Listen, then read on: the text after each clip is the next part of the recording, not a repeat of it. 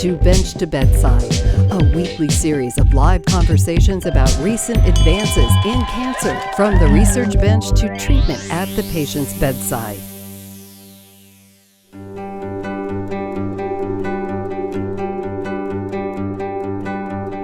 The Midwest Cancer Alliance is the outreach arm of the University of Kansas Cancer Center. It consists of hospitals from across the region. Alliance members receive a variety of services through the Midwest Cancer Alliance. Physicians are able to enroll patients on clinical trials right there in their home institutions. They're able to collaborate on cancer screenings and participate in professional education opportunities using the televideo system. Kansas is largely a rural state, and to meet the needs of our rural state, we need to be able to get out to those folks that need the help. Telemedicine provides that tool to be able to outreach to rural areas in a way that a physical presence cannot. We're able to provide a high level of expertise to rural communities in a very efficient manner that really makes a difference. Hi, I'm Dr. Roy Jensen, Director of the University of Kansas Cancer Center. With me today are Dr. Gary Doolittle, Medical Director of the Midwest Cancer Alliance, the Outreach Network of KU Cancer Center, and Dr. Boban Mathew. Dr. Mathew is a medical oncologist at Ascension Via Christi in Pittsburgh, which is a Midwest Cancer Alliance member. So, Dr. Doolittle, to start off with, can you share with us exactly what the Midwest Cancer Alliance is? Sure. Actually, this was we have now over 10 years of the organization in existence, but prior to that, we spent a couple of years moving around the state, asking a lot of questions, listening tours to try to sort out how an NCI-designated cancer center could best serve the state. And through that tour and through the vision of the director of the Cancer Center at the time, launched the Midwest Cancer Alliance. And the first thing, the real big message that came through in all of our sites was they wanted access to cancer clinical trials. But so many different activities have evolved from that first network for clinical trials work. Anything from professional education to survivorship programs to networks that include oncology-trained nurses, oncology-trained pharmacists. There are just multiple different activities that go on through the Midwest Cancer Alliance to serve our sites. And most of the activities have actually started because of a suggestion from one of our member sites about a particular need. Yeah. So thanks so much for joining us this morning, Dr. Mathew. What value do you believe the Midwest Cancer Alliance brings to physicians in towns like Pittsburgh across Kansas? I think majority of Kansas is rural, and there are small community cancer centers all across Kansas.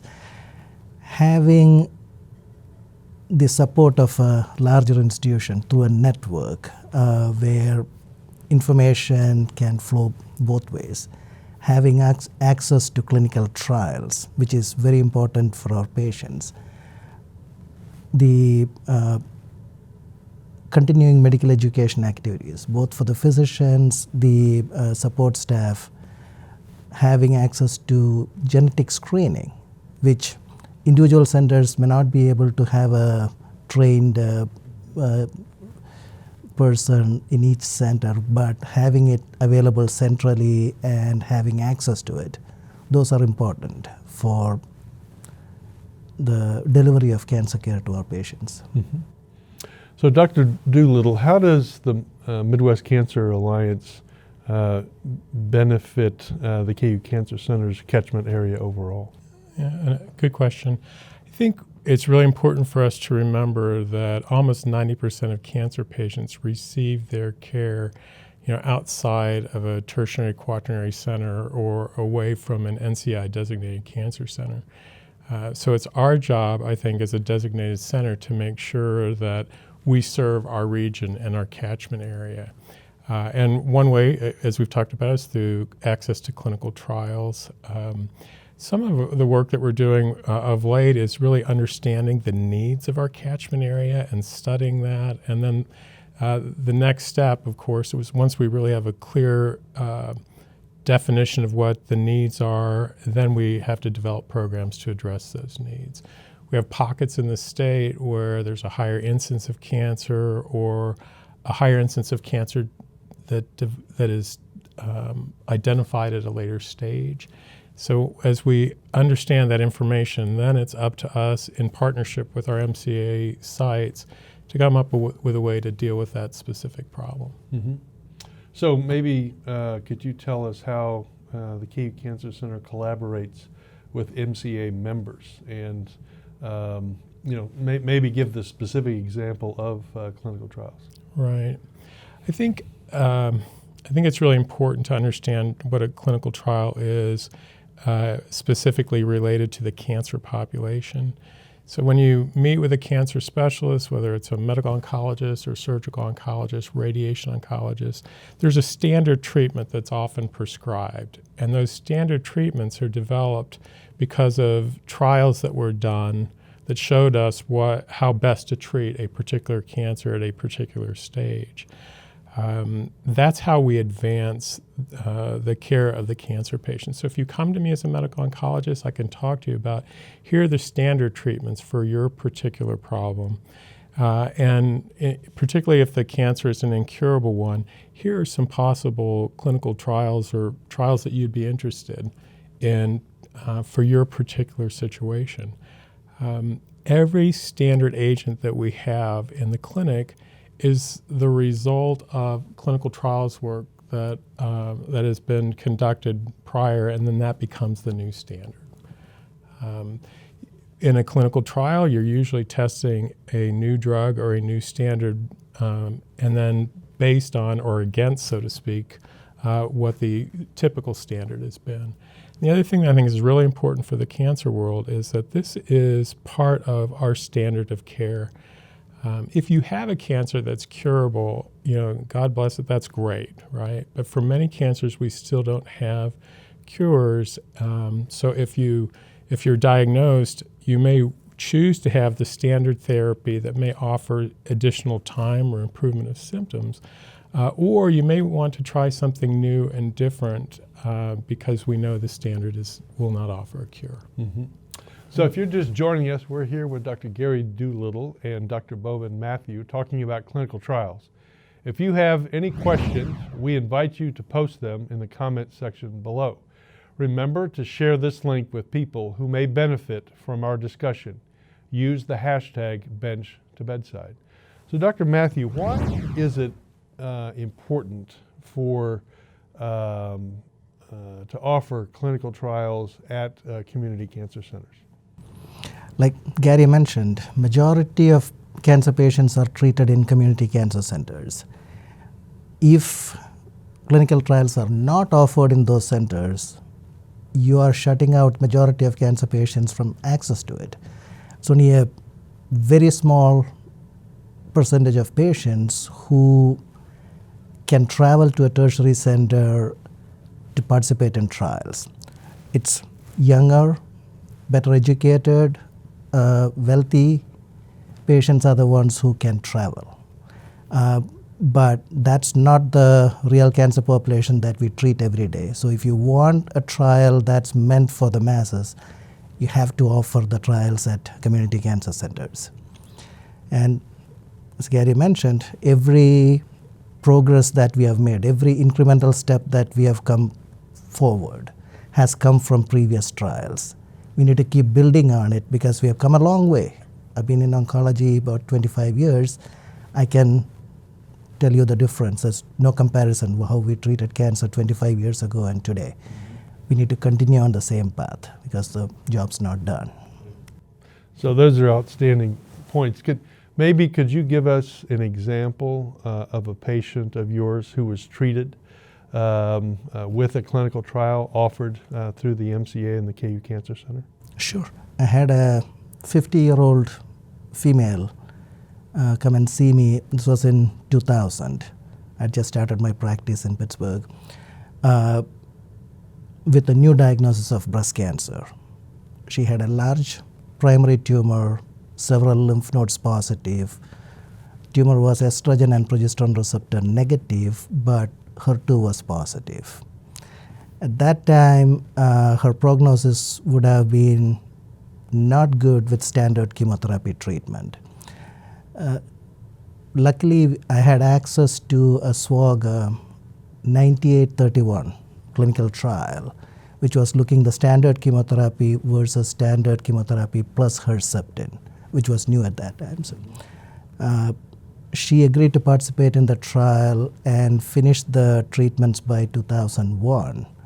I can tell you 19 years later, she's still alive without evidence of disease, retired now and enjoying her family. That's awesome.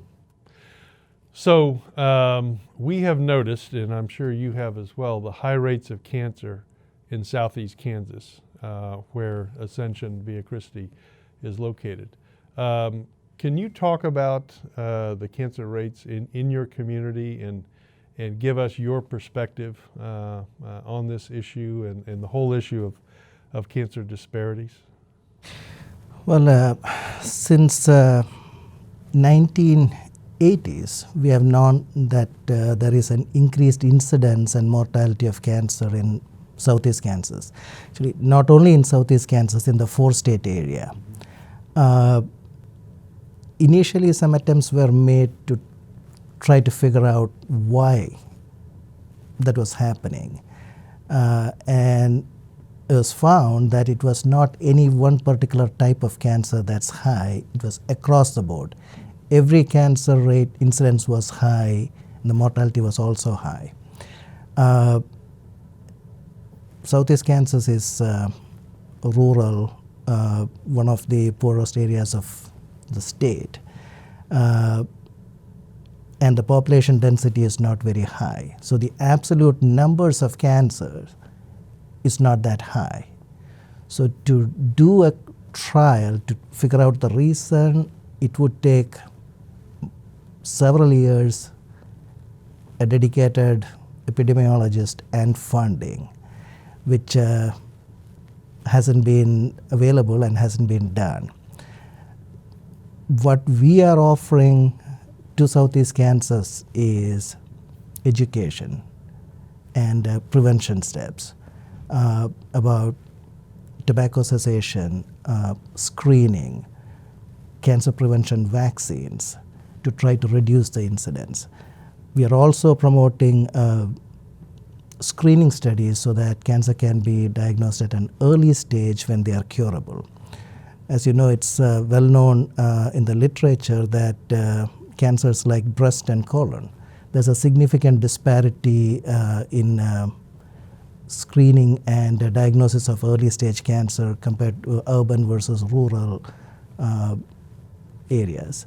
So we are trying to overcome that by promoting screening, free screenings throughout the year.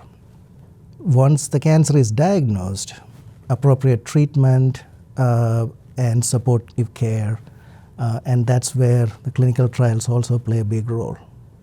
Mm-hmm. So we're coming to the close of today's episode. What are some of the key takeaways maybe that you'd like to give our audience today, Dr. Mathew? I think in rural America there is sort of a misconception that by participating in clinical trials you are being used as a guinea pig. That's been there for generations and it's still there, unfortunately. It's not. You're not being treated as a guinea pig. You are asked to participate voluntarily in a study where at least you're getting the standard treatment versus a new treatment or the standard plus an additional drug or modality of treatment. You are going to be watched actually better than a regular cancer patient who receives treatment. Not only your treatment team, but multiple other people will be looking at your records and making sure that you're not harmed. The patients have the option to stop the trial at any time for any reason. You know, just because you participate in a trial doesn't mean that you're signed up to it throughout the trial. You can stop it at any time for any reason. By participating in trial, you are being a pioneer. If the study is positive, you are one of the small groups of patients who had access to that drug the earliest. You are sort of a pioneer for the patients who are coming behind you, so that we can advance the science, find new treatments, improve the cancer care that's delivered. Dr. Doolittle? Oh, I think Dr. Mathew said it well. My message would be educate yourself about clinical trials. If you're a cancer patient, ask your doctor what clinical trials options are available. Ask what the standard therapy is and how that stacks up against something new and different. Really be proactive about your care, and so many patients are, but be proactive about the clinical trials option as well. All right. Well, thank you, Dr. Doolittle and Dr. Mathew. That's it for today. To learn more about the work of the Midwest Cancer Alliance with clinical trials, please visit midwestcanceralliance.org. Be sure to tune in again next Wednesday at 10 a.m. Thanks for watching.